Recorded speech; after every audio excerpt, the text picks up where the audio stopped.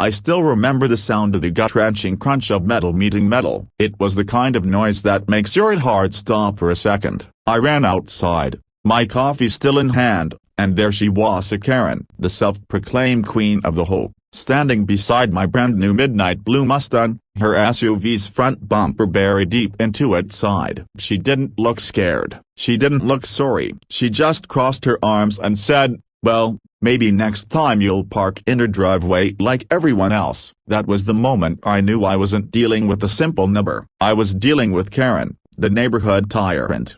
When I moved into the Willow Ridge community 6 months earlier, I thought I'd finally found peace. I'd worked 25 years as a firefighter, missed birthdays, holidays, and more nights of sleep than I could count. My wife passed away 3 years ago, and after retiring, I wanted somewhere quiet. The house had a small garden, a porch swing, and just enough space for me and my dog, Duke. It felt perfect, but perfection didn't last long. The HOA president, Karen Semrensa, introduced herself the day I moved in. She was in her late 50s, hair sprayed into an immovable helmet, clipboard in hand, and a smile that didn't quite reach her eyes. "We run a tight ship here," she said. "No overnight parking on the street, no decorations past the approved color palette, and no dogs off-leash, ever." I nodded politely. I dealt with rules all my life. I could handle it, or so I thought. The first sign of trouble came a week later when I got a friendly reminder taped to my front door about my trash bins being visible from the street. Then another notice for having unauthorized garden lights. Each note was signed with the looping "A Karen." Still, I tried to stay calm. I mowed my lawn, trimmed my hedges, even offered to help her fix a broken fence once. She refused. "We don't need outsiders doing community maintenance," she said coldly. Outsiders? After paying nearly $400 a month in HOA fees, that word hit deep. Then came the Mustang. It was a retirement gift to myself, a symbol of everything I'd worked for. Glossy, powerful, and custom-built. The first day I parked it outside, the neighborhood kids came to admire it. Even the mailman whistled. But the next morning, I found a note on the windshield: "Greater than vehicles of this style are not appropriate for the aesthetic of Willow Ridge. Please remove it or face fines." A Karen. That was the beginning of our silent war.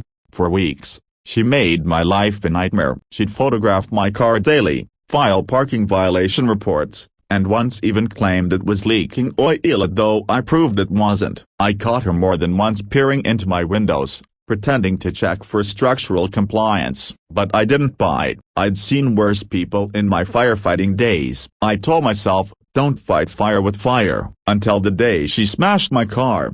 It was a Sunday morning. I'd washed and waxed the Mustang, parked it right by the curb in front of my house. Duke was lying on the porch when I heard that awful crash. I ran out, heart pounding, and there she was, backed halfway into my car, talking on her phone like nothing happened. "Karen, what the hell?" I shouted. She barely glanced at the wreckage. "You shouldn't have parked here." I was backing out of my driveway. "Your driveway," I said, pointing to the clear 5 feet of grass between her driveway and my car. "You turned your wheel into my car." She shrugged. "Maybe next time you learn." I felt my jaw tighten. I took pictures, called the police, and while I waited, she leaned against her SUV, sipping her coffee like she owned the street. When the officer arrived, she started spinning her story, claiming I had illegally parked and blocked her line of sight. The officer looked at my car, at her SUV, and then at the street markings. "Ma'am," he said, his car was legally parked. "You're clearly at fault." Karen's face flushed red. "This community has rules, not rules that let you smash someone's car." The officer cut in. He gave her a citation and told me I could file a civil claim. But I didn't want a court battle. I wanted justice. That evening, as the sun dipped low, I sat on the porch staring at the wrecked Mustang. I felt humiliated, powerless. Then Duke barked, drawing my attention to the tow truck that Karen had called earlier in the day. She'd been trying to tow my car, even after the police report. That's when the idea hit me. If she wanted to play dirty, I'd show her what real rules looked like. I went inside, pulled out my laptop, and opened the HOA bylaws, as something I'd avoided for months because they were thicker than a phone book. But this time, I read every line carefully, and that's when I found it. Section 9, Paragraph 100. No resident vehicle may be left damaged, inoperable, or without valid insurance on community property for more than 12 hours after an incident, or it will be subject to immediate towing at the owner's expense. Perfect. The next morning, Karen's SUV, still dented from the crash, sat proudly in her driveway, dripping coolant onto the concrete. She hadn't even bothered to move it. I made one call to the HOA's contracted towing service. "Hi," I said calmly. "This is resident Mark Stevens, Lot 42. There's a vehicle on community property that violates Section 9, Paragraph 100. Within an hour, a tow truck rolled in. I stood on my porch, sipping my coffee, watching the driver hook her SUV and haul it away. Karen came running out, robe flapping, screaming, "That's my car!" I held up a printed copy of the HOA rulebook. "You're right, Karen, and according to the HOA bylaws you wrote, your vehicle can't stay here after being in an accident." Her jaw dropped. "You can't." "I can." And I did. She stood there speechless as her car disappeared down the street. For the first time since I'd met her, she had nothing to say.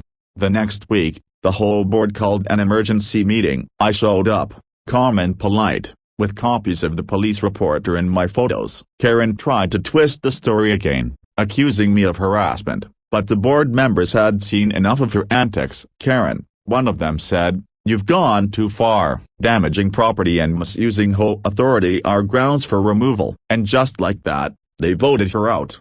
A few months later, the neighborhood felt different. People started waving again. Kids played on the sidewalks. We organized a small barbecue for the first time in years. The tension that had hung over Willow Ridge was gone. Karen moved out not long after. Rumor was, she sold her house quietly and relocated somewhere without HOA drama. As for me, I got my Mustang repaired, though the scar on the door remains a small reminder of that chapter. But I kept it there intentionally. It's a mark of standing up for myself when someone tried to take advantage of decency. Sometimes life puts people like Karen in our paths not to destroy our peace, but to teach us how to defend it. The lesson I learned: kindness isn't weakness, but silence, when faced with bullies, can be mistaken for surrender. And when someone crosses the line, it's okay to draw your own. So, if you're watching this and dealing with a Karen of your own, whether it's a boss, a neighbor, or anyone who abuses their little bit of power, remember this: stay calm, know the rules, and let fairness be your weapon. Because sometimes, justice doesn't come from anger or a broken bar, it comes from knowing exactly how to tow the problem away.